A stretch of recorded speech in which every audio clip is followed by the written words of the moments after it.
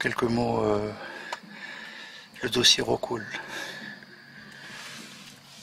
Le dossier Rockwool, je ne m'y intéresse que depuis une année.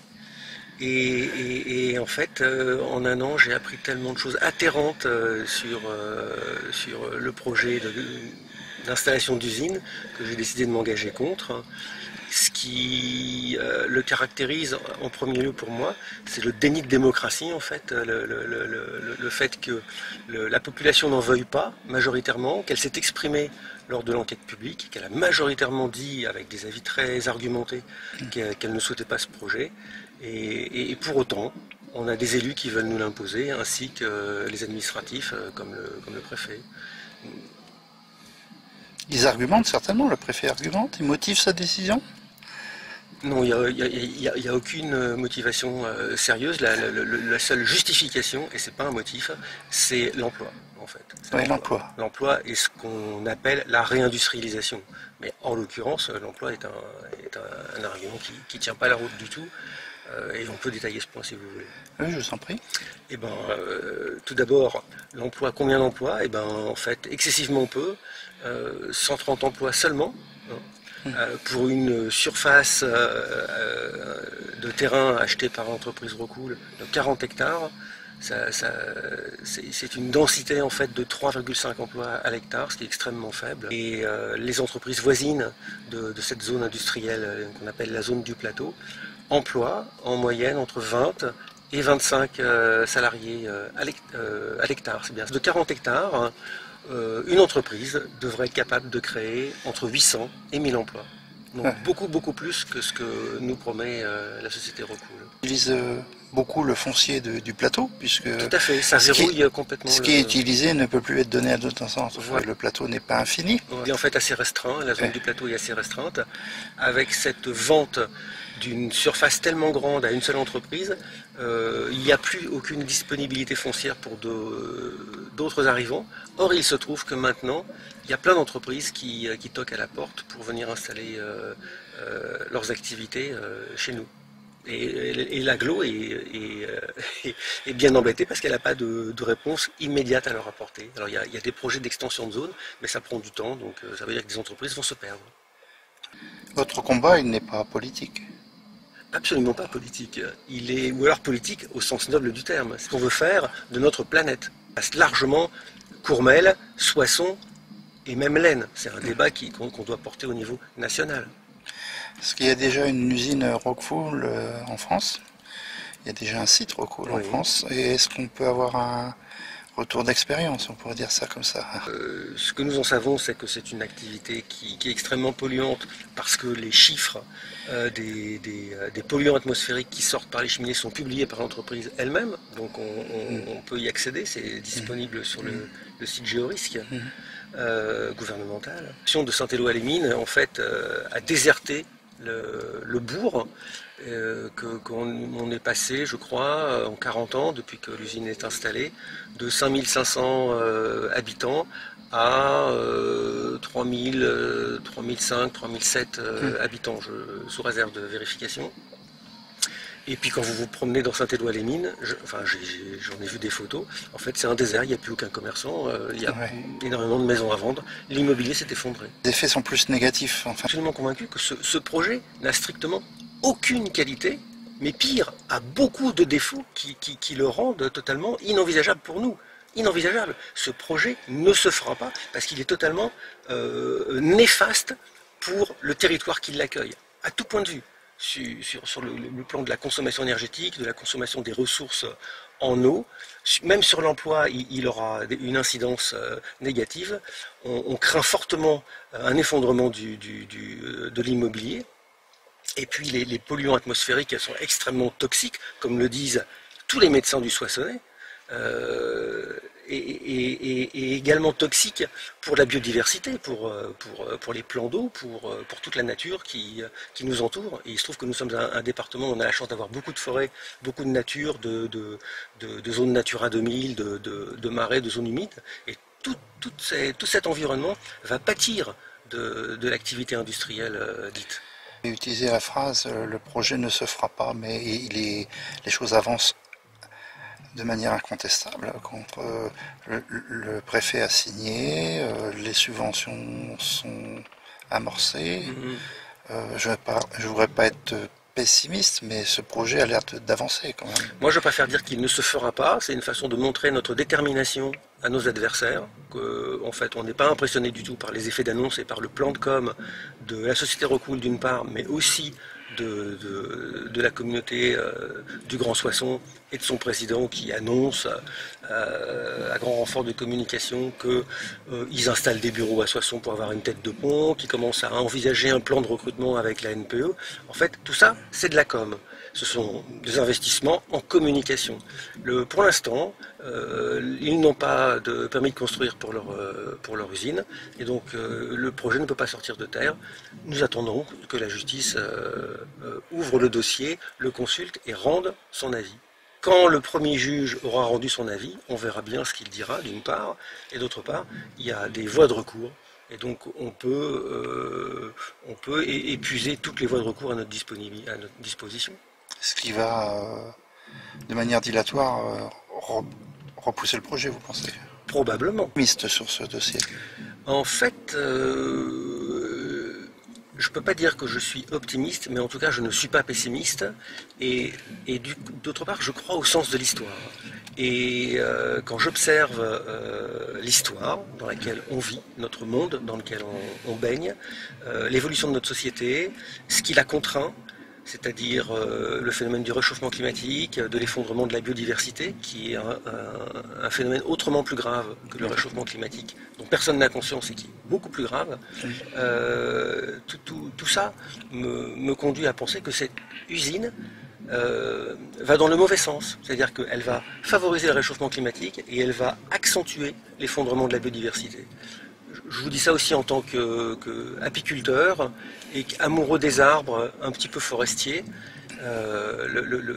Ces activités industrielles détruisent la vie sur Terre en fait. Le président, lorsqu'il a été réélu, sa première parole a été de dire ce deuxième quinquennat sera écologique ou ne sera pas. Si cette promesse est tenue, l'usine ne peut pas voir le jour.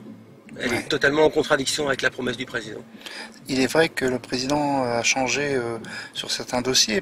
Au début de son premier quinquennat, il était assez favorable aux éoliennes et il a changé beaucoup sur ce sujet-là. Je parle des éoliennes terrestres, je ne parle pas des éoliennes en mer, offshore. Oui. Et bon, c'est un homme intelligent, je pense il évolue, il sait évoluer aussi. Oui, je n'en doute pas. Et notre maire aussi, M. Crémont, président d'Aglo, il est intelligent et il évolue aussi. Il prend compte parfois des objections et quand vraiment le dossier est vraiment significatif, il est obligé d'en tenir compte. Tout à fait. On a vécu un exemple de ce type avec M. Crémont, le maire de Soissons.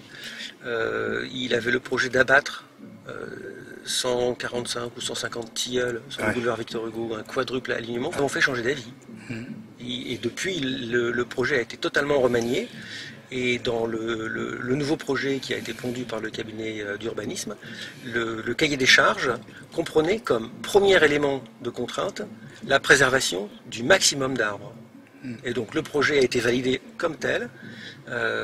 Et monsieur le maire en est tellement content de ce projet qu'il a décidé qu'il serait pilote dans Soissons et qu'ensuite il serait dupliqué dans le même principe et la même philosophie partout ailleurs où ce serait possible. Le projet Rockwool, c'est un projet d'un autre temps. On pourrait dire que c'est des années 70, la laine de roche. Ouais. C'est exactement ça, c'est un projet d'un autre temps, vraiment. C'est ma conviction profonde et c'est pour ça que je reste optimiste dans ce combat, bien qu'on sait très bien qu'on a face à nous la volonté administrative locale, donc le préfet, et puis un industriel qui met beaucoup de moyens. Des groupes de pression. Bien sûr, bien sûr. On a bien conscience de ça, mais d'autre part, on est absolument convaincu que ce produit va à contresens de l'histoire. C'est un produit d'autrefois, un process d'autrefois, et donc il ne peut advenir. D'autant qu'il y a tellement d'alternatives qui, elles, au contraire, seraient profitables pour notre environnement. En tout cas, je vous remercie un grand merci Je vous en prie. pour votre Moi, je intervention. vous remercie, monsieur Alors, Mondal. Médecin généraliste à Soissons. D'accord. Depuis 1992, je suis installée. Plusieurs médecins étaient contre cette implantation. Oui, tout à fait. Nous sommes 71 aujourd'hui, signataires d'un manifeste qui avait pour but d'alerter la population sur les dangers de l'implantation de cette usine au niveau santé, pollution essentiellement, puisqu'il va y avoir des cheminées donc, qui vont émettre des polluants, résultat du process industriel. Et ces polluants vont être directement acheminés sur la cuvette de Soissons à cause des vents dominants. Donc ça représente plus de 800 tonnes de produits toxiques par an. Donc on a aussi bien des particules fines, qui sont à l'heure actuelle quand même responsables de 48 000 morts en France. On va avoir des polluants comme les oxydes d'azote, les oxydes de soufre, qui sont responsables de maladies cardiovasculaires, de maladies respiratoires, etc. On va avoir des composés organovolatiles. Donc là, le problème, c'est qu'ils n'ont pas été capables, dans l'enquête publique, de nous préciser la nature de ces composés organovolatiles. Le problème des composés organovolatiles, c'est que ce sont des perturbateurs endocriniens, comme le formaldéhyde qui va également être émis, qui est perturbateur endocrinien. Et donc le problème des perturbateurs endocriniens, c'est un problème qui est en pleine étude actuellement, puisqu'il y a un plan perturbateur endocrinien, on en est au 2e volet et il y en aura d'autres certainement. Plan national sur les perturbateurs endocriniens qui va se terminer en 2022. Et donc le problème des perturbateurs endocriniens, c'est qu'il n'y a pas d'effet dose. C'est-à-dire qu'à des doses microscopiques, on va perturber les systèmes hormonaux parce que les perturbateurs endocriniens ont une formule chimique très proche des hormones thyroïdiennes. Donc ils vont soit mimer l'effet de l'hormone, soit inhiber l'effet de l'hormone, soit perturber l'effet de l'hormone. Et donc on va avoir un effet sur tous les systèmes hormonaux à des doses infinitésimales. Et ça change le métabolisme Alors, ça va agir sur le système immunitaire, sur le développement du système nerveux, ça va donner des cancers, ça va agir aussi sur tous les systèmes hormonaux, donc perturbation de la thyroïde, perturbation de la fertilité, donc ça va jouer sur les ovaires, sur les spermatozoïdes, ça va donner des malformations génitales. Et en plus, donc par le phénomène de l'épigénétique, il va y avoir transmission de génération en génération. Ça bouge beaucoup. Il y a des nouvelles études qui sortent sans arrêt. Je pense que d'ici quelques années, on sera beaucoup plus ferme sur certains produits. À l'heure actuelle, on est seulement en train de découvrir tout ça. Mais ça bouge très vite. Mais il semble que Rockwool soit bien parti quand même pour s'implanter là, non? Vous pensez?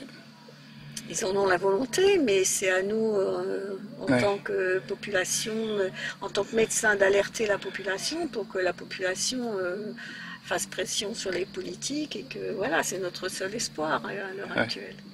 Parce que les politiques ont l'air bien décidés à implanter cette usine. Oui. Je ne sais pas quels sont leurs arguments, parce qu'à part l'argument de l'emploi qui n'en est pas un, ils n'en ont pas d'autres. Et là, dans le Soissonnais, on peut dire qu'une majorité de médecins sont contre cette implantation. 73, ça représente beaucoup de médecins sur Soissons? Ça représente beaucoup de personnes, oui. Alors, au fur et à mesure justement des études scientifiques, il y a de plus en plus de gens qui sont formés et sensibilisés justement aux problématiques de l'environnement. Mais c'est très récent, quoi. Ça a à peine une dizaine d'années. Donc de plus en plus les gens sont informés, les médecins, les scientifiques, les professionnels de santé, les sages-femmes, etc. sont informés de ces risques et donc de plus en plus prennent position. Mais ça se fait au fur et à mesure, ça se fait au fil du temps, là, ça se fait de semaine en semaine, on voit les différences. En fait, j'ai eu accès à l'enquête publique parce qu'en fait je suis sensibilité écolo depuis ma petite enfance, quoi. J'ai envie de protéger l'environnement et donc j'avais fait des formations déjà, santé environnementale, perturbateurs endocriniens, polluants atmosphériques, etc. Donc quand l'enquête publique est sortie, je suis allée voir les chiffres puisqu'on n'avait pas pu les avoir avant. Non, ce ne sera pas important, etc. Donc quand j'ai vu les chiffres, quand j'ai vu leur tableau d'émissions de polluants, quand j'ai vu les tonnages, quand j'ai vu de quel type de produit il s'agissait, Là, je dis non, mais c'est pas possible, on peut pas laisser faire ça comme ça. Donc, j'ai donc sollicité mes confrères pour signer le fameux manifeste que j'avais rédigé en reprenant exactement les chiffres fournis par Rockwool dans l'enquête publique. C'est-à-dire leur tonnage, les maladies qui sont répertoriées, enfin bon, voilà. J'ai rien inventé, je n'ai fait que reprendre des affirmations de Rockwool dans le dossier d'enquête publique. Si on reprend la genèse de votre aventure, si on peut appeler ça comme ça, vous étiez combien au départ? 29. 29. Sur le premier jet, première signature, nous étions 29. Oui, ça a presque triplé, c'est bien. Oui. Ah oui, oui. Et ça augmente régulièrement. Et vous découvrez de plus en plus d'effets négatifs pour cette implantation au niveau de chimique. C'est vrai que plus on creuse le dossier, plus on s'aperçoit qu'effectivement, il y a des, c'est une usine obsolète avant même d'exister. Quand on voit tous les plans environnementaux, que ce soit nationaux, régionaux, départementaux, quand on lit les textes officiels en nous donnant les orientations à prévoir pour les années à venir, on se dit que ce type d'usine, c'est complètement anachronique. Il y a les matériaux biosourcés qui sont là. On est dans une zone agricole où on peut faire de la paille, on peut faire du chanvre, on peut faire du lin, etc. Et comme l'a dit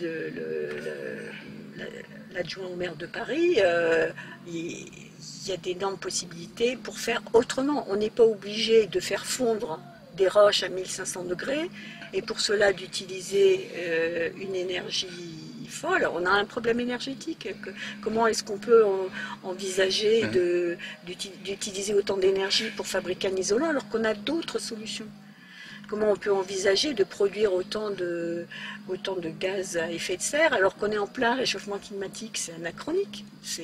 Donc c'est obsolète. C'est un produit qui n'a pas d'avenir.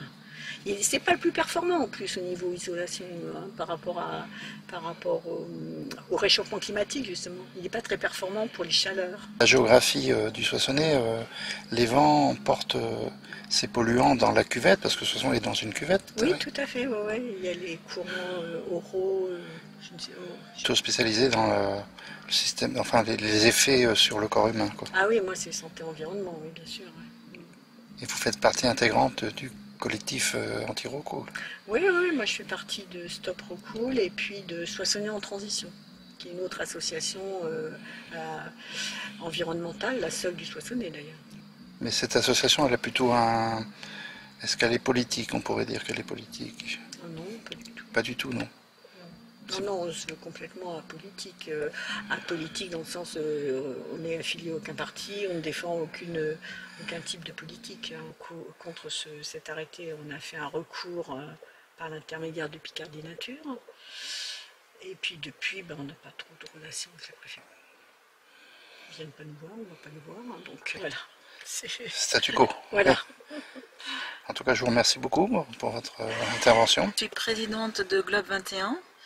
Globe 21, c'est une association qui se trouve à Château-Thierry, qui n'est pas très loin d'ici, qui a été créée en 2006 par le PUTR UXA, c'est l'Union des communautés de communes du sud de l'Aisne, donc il y a 15 ans, dans le but de créer le pôle d'excellence du bâtiment durable et de l'habitat sain.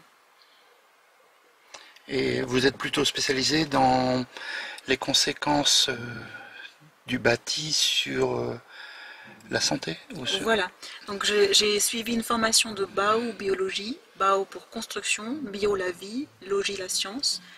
C'est l'étude de l'impact du bâtiment ou de l'espace bâti sur la santé et le bien-être. Et sur Rockwool, vous avez des choses à dire, certainement, je pense. Oui, bien sûr. Puisque là, non seulement on implante une usine qui va impacter au niveau local les riverains, on va aussi produire un matériau qui, selon la biobiologie, n'est pas du tout recommandé. Puisque utiliser une laine minérale, donc une laine qui est artificielle, Ce sont des fibres qui ne sont pas, qu'on ne retrouve pas dans la nature et qui du coup sont très difficilement assimilables par le corps humain.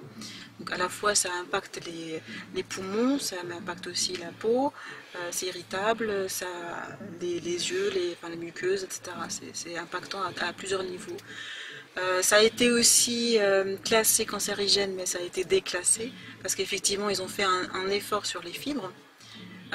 Mais en fait on a toujours ce doute là parce qu'en fait maintenant les fibres sont encore plus petites et on ne sait pas en fait si les fibres en fait elles ne sont plus vraiment détectables, donc est-ce qu'elles ont encore un impact ou pas, l'avenir nous le dira. Donc pour le moment on ne peut pas encore apporter la preuve, mais nous on est inquiets aussi là-dessus parce qu'on pense que dans quelques années on pourra nous dire il y a quand même, on constate que les artisans qui vont continuer à poser ces laines ont développé des cancers, sauf qu'on ne pourra pas le prouver puisqu'on n'aura plus les fibres détectables dans le corps. Ce concept de fabrication est aussi très énergivore. Extrêmement énergivore, donc au niveau...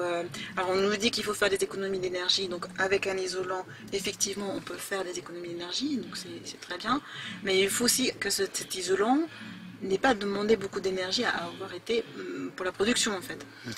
Et donc on a les isolants biosourcés. Ce qu'on appelle les isolants. Alors vous allez nous expliquer, bon j'ai une petite idée, mais vous allez nous expliquer qu'est-ce qu'un isolant biosourcé. Oui. Voilà, donc c'est très important de bien connaître la définition, effectivement. Donc bio, on retrouve la vie, c'est ce que je disais pour la biobiologie des choses, veut dire vie. Donc ça veut dire que c'est un isolant qui a été produit par rapport à une matière première vivante. La plante, c'est une matière première vivante. Donc le lin, le chanvre, la paille, c'est des plantes qui poussent. Ça peut être aussi animal. Donc le mouton, voilà, il ne pousse pas, mais oui, sa laine aussi, ça pousse. Donc là, c'est plutôt un animal, mais c'est bio aussi. Oui, bien sûr, puisque ça se développe, mais le bois aussi se développe, se coupe, enfin, voilà, et se le bois, régénère. C'est la même chose. Oui. Et même le coton recyclé, c'est à la base, c'est aussi une plante.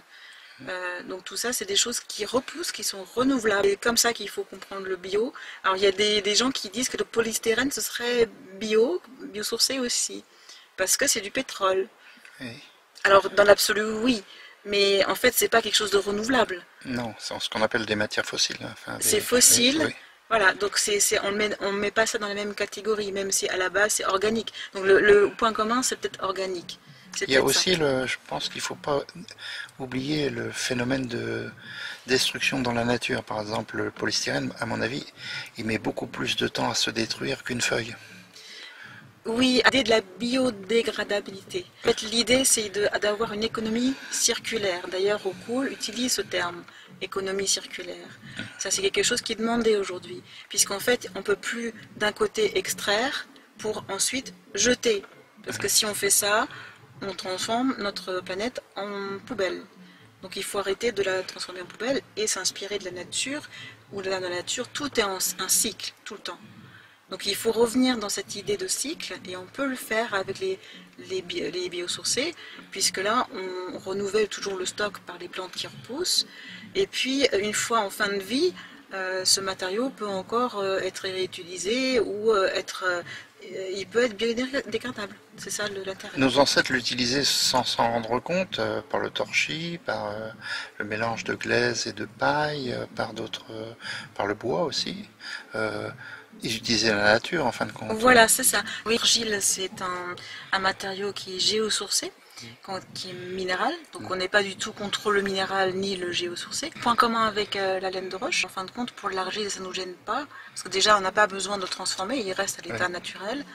Tandis que la laine de roche, elle est plutôt, c'est de la roche qui est transformée en laine, on pourrait dire ça. C'est ça. Comme ça, donc ça demande une énergie considérable. Considérable, en fait, on transforme une roche, quelque chose de dur, et on le transforme en quelque chose de doux. C'est déjà pas normal, donc c'est artificiellement transformé. Ce n'est plus un produit naturel, comme c'est dit par Rockwool. Voilà. Alors que l'argile reste à l'état naturel. Donc en biobiologie, ce qu'on souhaite, c'est des matériaux qui sont authentiques. La paille, elle est authentique. La terre crue, elle est authentique, elle n'a pas été transformée. Le lin, voilà, le chanvre. Tout ce qui est fibreux, en fait, c'est normal, puisqu'en fait, on souhaite s'isoler avec des fibres. Donc il faut utiliser des fibres, elles sont là dans la nature, en tant que Ce qu'on fibres. pourrait dire aussi, en l'état actuel des choses, nous sommes en 2022, les produits biosourcés semblent plus chers pour un particulier, pour isoler son bien, que les produits industriels précités. Alors c'est en train de changer. Vous allez à l'entrepôt du bricolage et puis vous pouvez aller sur le site internet, vous allez voir, vous comparez le métis, donc le coton recyclé, vous le comparez avec la laine de verre, la laine de roche, et vous allez voir que c'est tout à fait compétitif. Donc c'est un argument qui a été souvent... et puis maintenant c'est devenu un préjugé, parce qu'en fait on pense toujours que globalement c'est plus cher. Mais j'ai des tableaux aussi qui montrent que dans les premiers... Enfin, les isolants, on va dire, les moins chers, vous avez à la fois des conventionnels et aussi des biosourcés. Et dans les plus chers, vous avez des biosourcés et des conventionnels. En fait, c'est plus une règle, on ne peut plus dire maintenant les uns sont plus chers que les autres. Il faut vraiment comparer, et si ça c'est un critère, ben, il n'est plus le premier critère, parce qu'on pourra toujours trouver les biosourcés moins chers. On pourra aussi le trouver plus cher. C'est prendre en compte que en fait, les laines minérales, ils sont artificiellement moins chers. Parce qu'en fin de compte, ce qu'on voit ici, c'est que des usines comme Rockwool, ils vont avoir des tarifs préférentiels pour pouvoir utiliser l'énergie, donc l'électricité, beaucoup moins cher. Donc ils le payent au prix de revient. Oui. Ils ne devraient pas. Ce n'est pas le vrai prix. Donc c'est quelque part une aide de l'État. Donc cette usine, elle peut fabriquer moins cher parce qu'elle est aidée par l'État. D'accord. On peut dire que, sans jeu de mots, c'est artificiel. C'est artificiel. Oui. Donc si on était tous sur le même pied d'égalité, les biosourcés devraient être moins chers, parce qu'en fait, il n'y a pas besoin de cette électricité, de cette consommation d'énergie, gabégie d'énergie. L'eau aussi, ça va être un problème aussi dans l'avenir. Et puis on a tout ça juste sous nos pieds. Donc... Une forme de récupération, c'est ça. Pour éviter d'avoir des déchets. Voilà, on revalorise des déchets. Donc des déchets, bah, ça ne peut pas coûter cher. Donc, la matière première, il n'y a pas besoin d'extraire. Donc comment ça peut être moins cher? Je ne peux pas comprendre. Comment ça peut être moins cher un produit qu'on doit extraire, qu'on doit transporter, qu'on doit transformer? Ça ne peut pas être moins cher. Vous êtes assez optimiste pour le dossier Rockwool? Alors, j'ai un espoir, c'est qu'il ne voit pas le jour. Évidemment, c'est pour ça que je suis là. On fera tout pour. Je ne sais pas ce que l'avenir... Parce que les choses avancent pas à pas, hein, quand même. Oui. Oui. Alors, après, il y a un blocage au niveau judiciaire, mais... Voilà, il y a le refus du permis de construire, ça c'est vraiment la clé, et c'est là-dessus qu'on porte notre espoir. Après... Il faut qu'on soit mobilisé toujours, parce que il y a plein de lignes qui peuvent toujours bouger un peu partout. Donc il faut être mobilisé, il faut être là en nombre, il faut soutenir aussi la commune de Courmelles pour pouvoir voilà, dire qu'on est nombreux à vouloir, à ne pas vouloir. Moi ma stratégie, ce serait de dire, si tout le monde pouvait se tourner vers des matériaux plus vertueux, on n'aura pas besoin de l'usine, et dans ce cas-là, ben, même ces industriels qui aujourd'hui voient un intérêt, ils verraient plus d'intérêt à faire autre chose. L'avenir, c'est vraiment les produits naturels, enfin le biosourcé. Alors, on est vraiment à un moment clé de l'humanité où on joue en fait notre survie sur cette terre. Donc soit on change, mais radicalement, de conception, et on ne se comporte plus comme un prédateur, parce que là on fait de la prédation. Quand on extrait d'un côté, on jette, c'est de la prédation. Donc il faut maintenant qu'on change de paradigme, et qu'on se dit qu'on est aussi, la nature nous rend des services, il faut que nous aussi on rende des services à la nature, c'est donnant-donnant, sinon ça se retourne contre nous.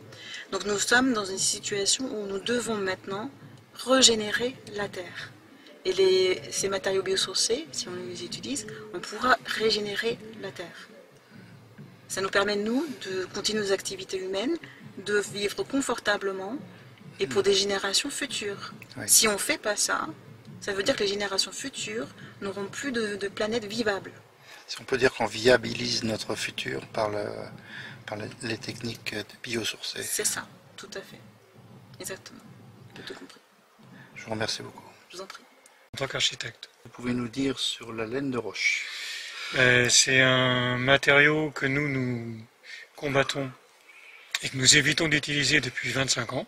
Moi j'ai commencé en 97, mes premiers bâtiments étaient construits avec du chanvre, oui. La laine de roche. Quand j'ai entendu parler de ce projet-là, forcément c'était pas quelque chose qu'on souhaitait voir s'installer oui. Ici.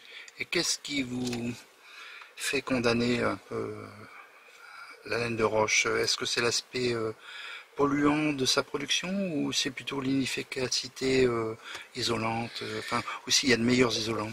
Alors moi, ma première réticence par rapport à ces matériaux était par rapport à la santé. Quand j'ai commencé mon activité, l'amiante venait d'être interdite en 97. L'amiante, on a continué à l'utiliser parce qu'il y avait des autorisations jusqu'en 2000.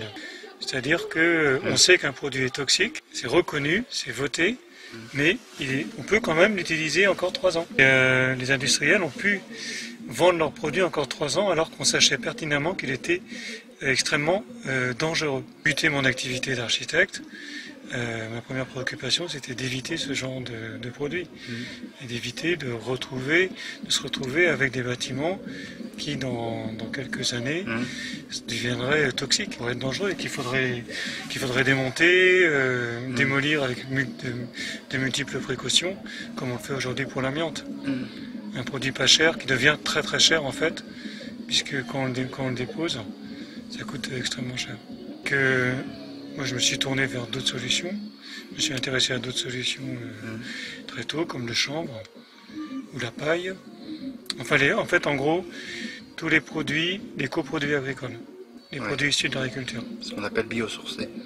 Alors biosourcés, en fait, c'est des produits qui sont issus de la nature. De fibres naturelles, ouais. Voilà. Mais si on veut être un peu plus précis, on parle de coproduits agricoles, parce qu'on est plus dans l'esprit des circuits courts, de travailler avec des producteurs locaux et faire une transformation locale, etc. Et pour vous, l'implantation de Rockwool, c'est un non-sens, à la fois pour la santé publique et à la fois pour, si on est pragmatique, isolant pour un autre isolant, c'est un produit qui est obsolète? Oui, c'est un produit bien sûr qui est obsolète déjà depuis longtemps, on le sait depuis longtemps, c'est-à-dire que d'un point de vue écologique, que ce soit en termes de consommation d'énergie nécessaire à sa fabrication, la matière première qui n'est pas locale, l'eau qui est utilisée aussi comme on l'a évoqué, et puis la pollution générée, c'est problématique. Ensuite, le matériau lui-même, laine de roche, c'est un produit qui est dangereux. Moi je considère comme toxique, qui a été classé comme probablement cancérigène pendant longtemps, avant d'être déclassé parce que l'industriel aurait augmenté la taille des fibres, mais je crois que ça ne suffit pas, parce que les fibres minérales c'est une chose, mais derrière il y a aussi des liants, il y a aussi des produits chimiques qui rentrent dans la fabrication, qui sont encore plus dangereux. On a parlé des formaldéhydes, des phénols, etc. Si on ne parle pas de ce sujet-là, mais qu'on parle comme un architecte qui construit, qui veut le meilleur isolant pour une habitation, la laine de roche, ce n'est pas le meilleur isolant. Alors, nous, si on fait abstraction des dangers. Voilà, quand on choisit un matériau, on va prendre en compte différentes choses. Il y a la conductivité thermique, mais il y a aussi le déphasage qui est important. On parle aussi d'inertie thermique, c'est-à-dire qu'il y a certains matériaux qui vont être plus adaptés pour le confort d'été, puisqu'ils vont prendre plus de temps, enfin conserver plus de temps la chaleur avant de la restituer. Et plus le déphasage est meilleur, plus la température intérieure sera régulière. C'est-à-dire que les variations de température extérieure, par exemple de 20 à 35 s'il fait l'été, ça va donner une courbe lissée en fait à l'intérieur de 25-26 degrés, voire moins, voilà. Et c'est ça que l'on recherche dans un bâtiment en termes de confort. C'est-à-dire le confort à l'intérieur du bâtiment, ça joue sur l'ambiance thermique, l'ambiance hygrométrique, donc avec le moins d'humidité possible, l'ambiance sonore, différentes ambiances. Donc ces ambiances-là, elles sont aussi données par l'enveloppe du bâtiment. Et l'enveloppe du bâtiment, c'est un peu comme des vêtements, un peu comme la peau. C'est ce qui nous, quelque part, met l'intérieur en relation avec l'extérieur. Et cette relation, elle se fait aussi à travers la paroi. Et la paroi, elle est composée de différentes couches qui ont chacune leur fonction. Il va y avoir la fonction porteuse, la fonction isolante, la fonction protectrice aux intempéries, la fonction aussi intérieure d'éviter que l'humidité ne migre vers l'intérieur du mur. Enfin, voilà, il y a différentes fonctions qui sont recherchées et qui sont demandées. Donc on va choisir les matériaux qui vont répondre le mieux en fait à ce que l'on recherche en termes de confort. Et ces matériaux ne sont bien sûr pas la laine de roche, sont plutôt des matériaux biosourcés. Biosourcés, oui. Exactement. Donc, il se trouve que ce sont des matériaux aussi qui sont plus proches de leur état naturel, moins transformés, donc plus écologiques, et aussi moins énergivores, bien sûr. Et moins énergivores globalement. Les normes qui sont faites sur la thermique, ça va dans le bon sens pour réduire les consommations d'énergie, mais ça a aussi tendance à favoriser les fabricants d'isolants comme Rockwool. Après, il y a d'autres normes comme là, la nouvelle réglementation environnementale 2020, elle prend en compte un impact carbone. Oui. Et là, les biosourcés ont une vraie carte à jouer, parce que l'impact carbone des laines minérales est très mauvais, à cause de la consommation d'énergie, entre autres. Donc là, effectivement, ça commence à changer un petit peu. La réglementation peut nous aider. C'est le bilan carbone lui-même de la fabrication qui n'est pas aux normes actuelles, on pourrait dire ça comme ça. Voilà, c'est ça. Oui. Plus ça va aller en fait, parce que ça vient doucement, mais ça va se renforcer forcément. Et quand on voit qu'on est en pleine crise énergétique, la crise actuelle, avec la guerre aussi en Ukraine qui provoque une crise de l'énergie, ça incite, on l'a vu c'est la semaine dernière, que les pays européens se sont mis d'accord pour être producteurs en énergie renouvelable, mais aussi pour réduire leurs besoins d'énergie. Donc en fait, il y a beaucoup d'éléments qui sont des éléments même de géostratégie qui incitent à réduire les consommations d'énergie, donc à prendre en compte l'impact carbone. Il faut aussi prendre en compte l'impact local en termes d'économie. Quand on compare la laine de roche qui sera faite avec des matières premières qui ne sont pas locales, donc transportées par camion, et la paille ou les biosourcés qui peuvent être produits localement, l'impact économique est incomparable. Oui, bien sûr. Parce qu'on fait tourner une économie locale, on travaille en circuit complet sur le territoire. De la population, que la laine de roche, la laine de verre, c'est moins cher que le lin, oui, bien sûr, ces produits-là. C'est souvent un argument qu'on nous sort, en fait, qui est de moins en moins vrai, parce qu'on a pu le constater dans certains magasins, où le métis, donc, qui est l'isolant fabriqué avec des vêtements recyclés, est moins cher que la laine minérale. Oui. Donc cet argument ne tient plus aujourd'hui. Après, il y a un deuxième argument, parce que je suis obligé de vous apporter un contradictoire, sinon il n'y a pas d'interview. Aussi, ça se dégrade plus vite la métisse que la laine de roche, avec l'humidité, avec tout ça. Non, vous n'êtes pas d'accord? Alors en fait, quand on fait une isolation, il y a l'isolant lui-même, le matériau, mais c'est qu'un élément en fait de l'isolation. Dans l'isolation, il y a aussi le pare-vapeur ou le frein de vapeur. Oui, il est enfermé dans quelque chose. Oui. Voilà, donc c'est vraiment la qualité de mise en œuvre de tous ces matériaux qui va faire la qualité de l'isolation au final. Je voulais donner un exemple. La première maison construite en paille et en bois en France a 100 ans. Oui. Elle est à Montargis. Oui. C'est maintenant le Centre national de la construction en paille qui l'a racheté. Elle est classée monument historique depuis l'année dernière. Il y a eu des sondages de fait sur le mur pour voir comment la paille avait vieilli. Pas de problème. La paille, elle est encore en bonne état de consommation. Donc pour vous, l'implantation Rockwool, c'est un non-sens. Oui, exactement. C'est pour ça que dès que j'ai eu connaissance de ce projet, on a commencé à s'y intéresser. On a organisé des réunions. Là, c'était conjointe Ligue des droits de l'homme et Globe 21. On a fait une première réunion d'information. C'était il y a début 2020, ou non 2019. Voilà, et il y a déjà des riverains qui avaient commencé à se mobiliser, qui sentaient que c'était pas net en fait, même s'il n'y avait pas beaucoup d'informations.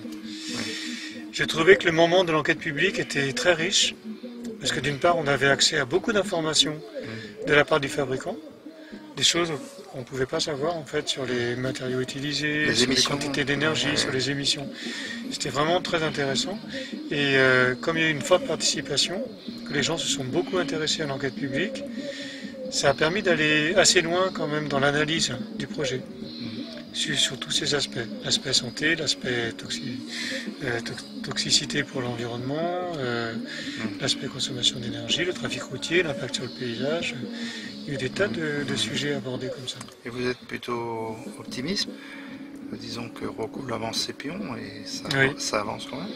Oui, mais alors en fait, les moyens de Rockwool touchent principalement à la communication. Oui.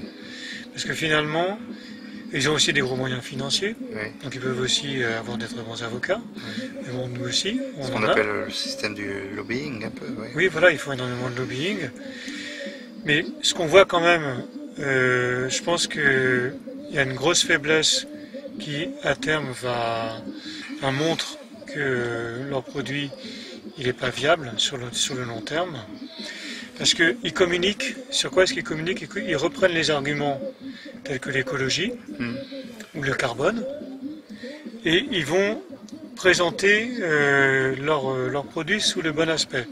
Ils vont être coincés, petit à petit ils sont coincés, c'est-à-dire que là, ils compensent par la communication, mais c'est de fil en aiguille, c'est pas suffisant. Ouais. Ça, au bout d'un moment, ça tient plus en fait. L'argument ne tient plus. Face à la vérité, c'est la meilleure communication ne tient pas. Ouais. Même si en termes de com, ils sont très très bons. Ah oui, bien sûr. Il faut extrêmement l'apprendre en Afrique, parce que la sobriété, c'est quelque chose qu'ils connaissent, qu'ils maîtrisent. Je travaille actuellement avec une association sur un projet au Sénégal, dans des zones sahéliennes, aux chaleurs extrêmes. L'adaptation au climat,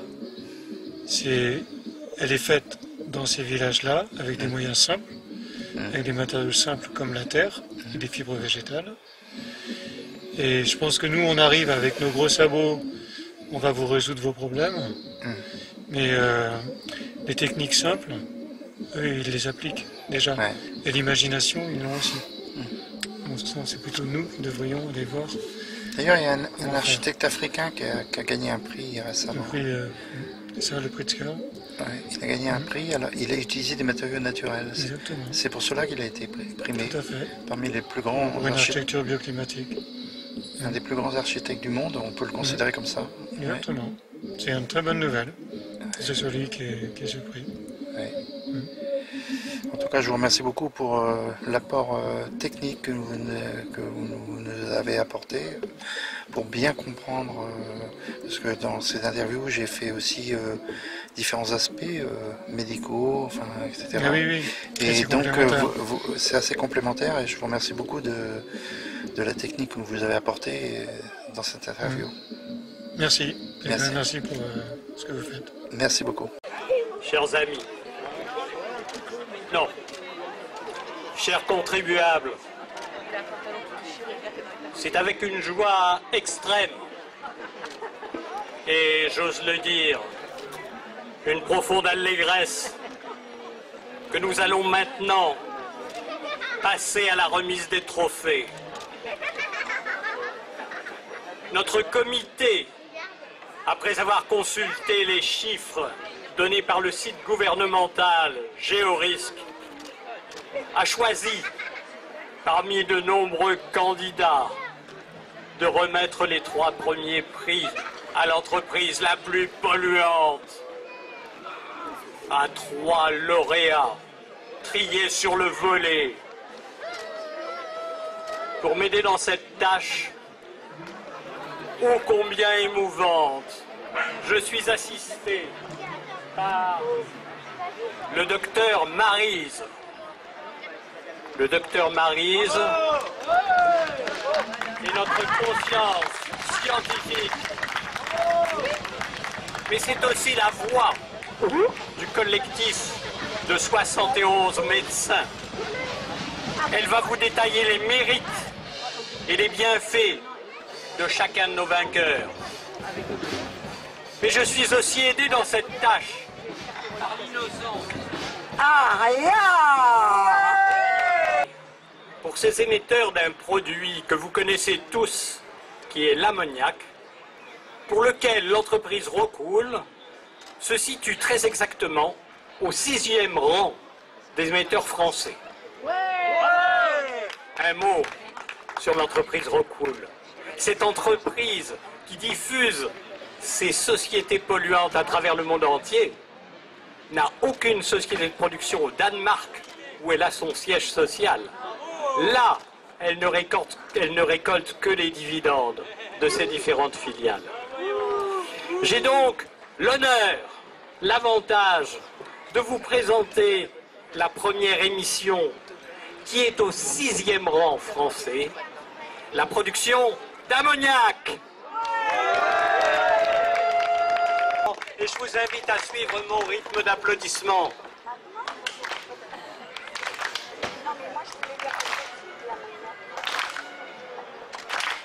Bravo.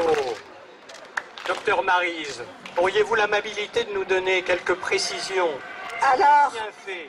vous là, vous prétendez être le 6e émetteur national d'ammoniac. Ce gaz irritant pour la peau qui brûle les yeux et le nez. Mais ce n'est pas de rire que vont pleurer les soissonnés, mais c'est d'ammoniac, c'est démoniaque. C'est pourquoi je vous remets le 3e prix de la pollution, le prix de l'ammoniac.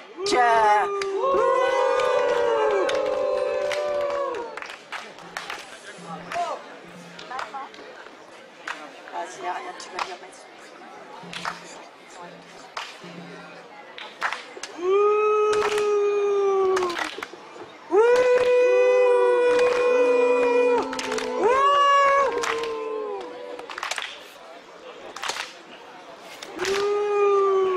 Notre 2e prix va être attribué à un autre émetteur, le formaldéhyde, le 3e émetteur français.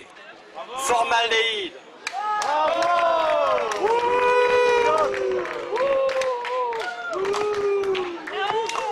On n'en veut pas.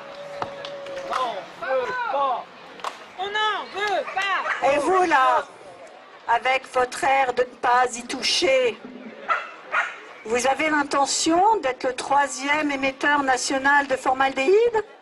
Non mais, vous savez que ce produit est cancérigène? Et en plus, sournois comme vous, il est perturbateur endocrinien? Ça signifie quoi?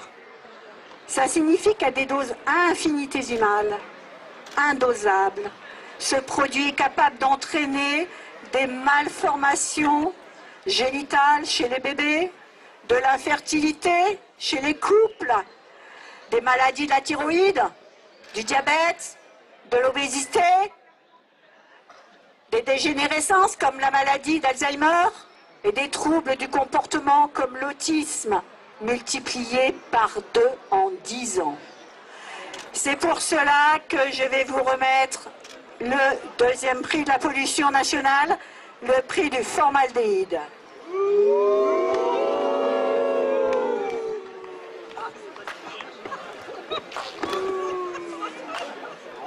C'est bon.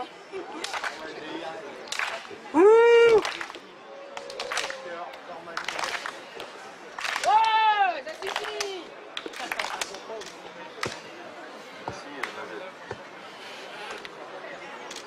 Ce 2e prix, remis avec délicatesse par notre délicieuse Aria, revient, je ne sais pas si je vous l'ai dit, à l'entreprise Rockwool.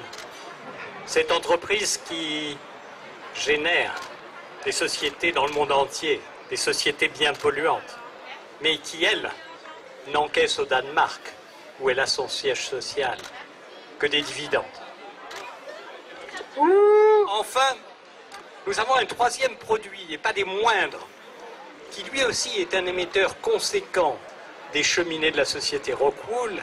Il s'agit, chers amis, du phénol. Phénol qui, lui, est le deuxième émetteur français de cette usine. Le phénol, sous vos applaudissements toujours chaleureux.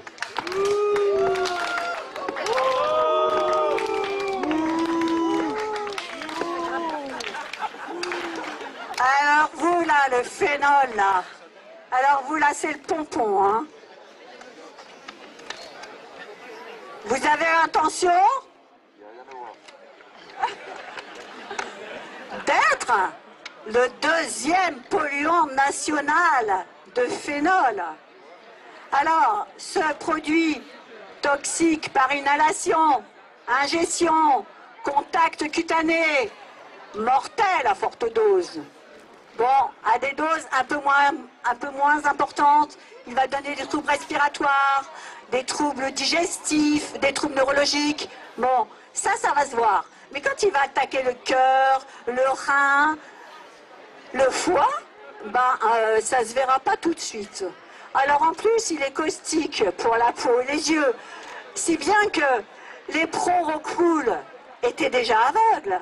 Mais maintenant, c'est toute la population qui risque de le devenir. Et c'est pourquoi je te décerne le premier prix de la pollution, le prix du phénol.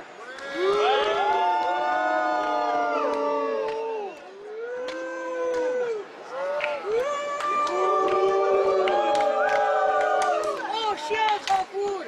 On chienne! On n'en veut pas! Rockwool! On n'en veut pas! Rockwool, on n'en veut pas! Rockwool, on n'en veut pas! Rockwool, on n'en veut pas! Rockwool, on n'en veut pas!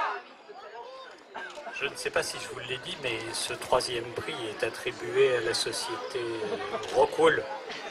Je tiens à remercier chaleureusement ces trois produits qui vont pouvoir se disséminer agréablement dans l'atmosphère soissonnaise au rythme régulier de 882 tonnes par an, 2,5 tonnes par jour. Nous vous remercions d'avoir applaudi ces candidats et surtout, un grand merci à eux pour les bienfaits que le docteur Maryse nous a énumérés. Un peu de la laine de roche, alors les conséquences sur votre environnement. Déjà, il y a des odeurs épouvantables parce qu'ils réutilisent les déchets. Donc ça s'appelle du greenwashing. On prend ce qu'on a déjà fabriqué, tous les déchets et tout qui ne sont pas... c'est les rives, les bords de rives qui sont coupés. Et au début, les produits n'étaient pas conformes, ils n'étaient pas normés au niveau des... Voilà, donc on a stocké aux alentours, dans les 30 km environnants, des milliers de tonnes de déchets de production. Et en ce moment, ils sont en train de tout broyer et de tout réinjecter dans le process de fabrication. Donc en l'occurrence, on sait qu'on utilise du formaldéhyde, de l'arsenic, de l'ammoniac et tout pour fabriquer ces panneaux de laine de roche. Et comme on utilise une partie des rebuts, donc, qui est censé être 2% dans la nouvelle production, mais personne ne les contrôle. C'est une usine qui s'autocontrôle. Donc on sait très bien que au niveau des contrôles, il n'y a rien. Donc on subit, on a des problèmes respiratoires. Donc moi ça fait 34 ans que j'habite cette maison, je n'ai jamais eu ce problème-là. On n'a plus de qualité de vie parce que y a un préjudice d'anxiété aussi qui se crée. C'est des problèmes récurrents. Toutes les semaines, tous les 15 jours, des incendies, des incidents. On pose des questions à l'Adréal parce qu'il y a quand même un décret qui est sorti que toutes les ICPE, IED, donc des usines classées pour la protection de l'environnement, sont obligées de déclarer chaque problème qu'il y a sur le site. Voilà. Donc à ce jour, on n'a aucune information pour la diffusion des émissions de pollution.